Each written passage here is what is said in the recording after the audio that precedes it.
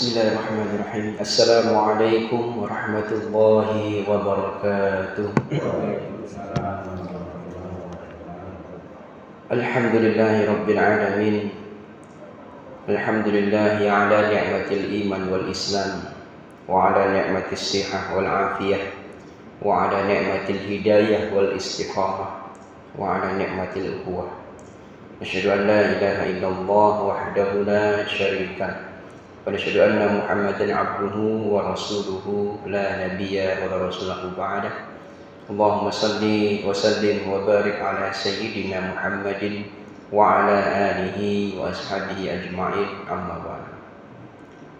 Tama-tama marilah kita senantiasa bersyukur kepada Allah Subhanahu wa taala. Alhamdulillah Allah masih memberikan kita kemudahan untuk bisa melaksanakan ketaatan kepada Allah. Alhamdulillah kita mengawali hari ini dengan sholat subuh berjamaah sebagaimana malam-malam sebelumnya, subuh-sebelumnya. Mudah-mudahan amal ibadah kita baik yang wajib maupun yang sunnah kita tunaikan senantiasa diterima oleh Allah Subhanahu wa taala dan juga menjadi wasilah terhapusnya dosa-dosa kita dan menjadikan kita selamat di dunia sampai ke akhirat bersama dengan orang-orang yang kita cintai. Salawat serta salam tak lupa kita sanjung agungkan kepada Nabi Allah Muhammad sallallahu alaihi wasallam, pada keluarga, para sahabat dan kita semua yang berusaha meneladaninya. Mudah-mudahan kita semua diakui sebagai umatnya dan di akhirat nanti mendapatkan syafaat dari beliau sallallahu alaihi wasallam atas izin Allah. Amin Allahumma amin. Hadirin rahimakumullah, di zaman sekarang banyak sekali berita yang beredar dari media sosial, dari pesan berantai atau mungkin hanya obrolan sehari-hari. Namun sayangnya seringkali di antara umat Islam langsung percaya tanpa tabayun terlebih dahulu atau tanpa meneliti terlebih dahulu kebenaran daripada berita tersebut. Padahal Allah Subhanahu wa taala sudah memperingatkan kepada kita, A'udzubillahi minasyaitonir rajim. Ya ayyuhalladzina amanu in ja'akum fasiqun binaba'in fatabayyanu. Hai orang-orang yang beriman, jika datang kepada kalian orang fasik membawa suatu berita, maka periksalah, bertabayyanlah kebenarannya. Dalam surah Al-Hujurat ayat 6. Ayat ini menjadi prinsip kita agar tidak salah menilai, tidak salah menuduh dan tidak menyesal karena kita tergesa-gesa dalam menerima sebuah informasi. Di zaman Rasulullah SAW, Nabi Muhammad SAW pernah mengutus seorang utusan untuk memungut zakat di suatu kabilah. Namun karena utusan itu khawatir diserang, maka utusan itu pulang sebelum tiba menyampaikan laporan itu, memalsukan laporan itu kepada Rasulullah Shallallahu Alaihi Wasallam. Jadi utusan itu ada ketakutan, ada kekhawatiran untuk datang ke kabilah itu. Nah, daripada dia ada apa-apa di sana, akhirnya dia tidak datang ke sana, tapi dia malah kembali ke Rasulullah membawa pesan yang palsu, yang mana dia menyatakan bahwa mereka tidak mau bayar zakat. Bahkan mereka mengancam untuk membunuh saya. Maka Rasulullah SAW hampir saja mengutus pasukan untuk memerangi kabilah tersebut. Namun pada saat itu Allah Subhanahu wa taala menurunkan wahyunya kepada Rasulullah SAW, fatabayyanu. Telitilah dahulu kebenarannya. Setelah diperiksa, ternyata berita itu adalah berita yang palsu, berita yang keliru.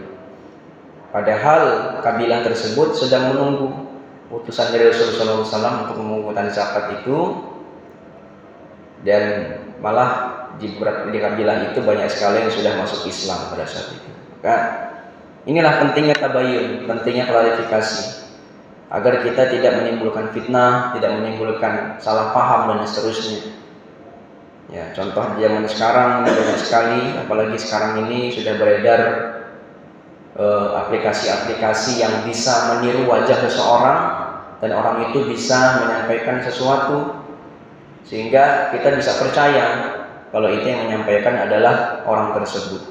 Ya, beberapa waktu lalu itu ada Menteri Keuangan yang wajahnya itu diserupakan, ya, lagi pidato, kemudian kata-katanya dipelesetkan oleh orang yang mungkin tidak suka dengan beliau, sehingga terviral kata-kata itu di kalangan masyarakat. Sehingga ini perlu tabayun. Tabayun ini di zaman sekarang perlu sekali sehingga tidak terjadi miskonsepsi, ya, tidak terjadi kesalahan pemahaman.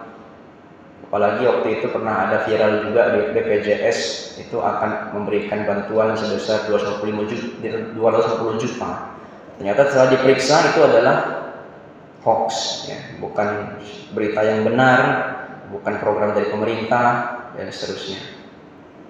Bahkan di lingkungan masyarakat juga itu bisa terjadi, ya, karena hanya 1-2 jam kita bersama seseorang, mungkin pada saat 1-2 jam itu dia melakukan keburukan, tapi 22 jam sisanya kan kita tidak bersama dengan dia.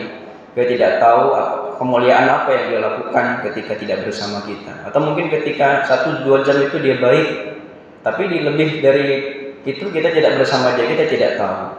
Hanya Allah yang tahu. Maka kita hindari yang namanya salah paham seperti ini sehingga tidak terjadi perselisihan. Kemudian dalam rangkaian tabayun ini juga ternyata setelah saya pelajari lebih dalam, ternyata kita ini tidak boleh untuk menanyakan seseorang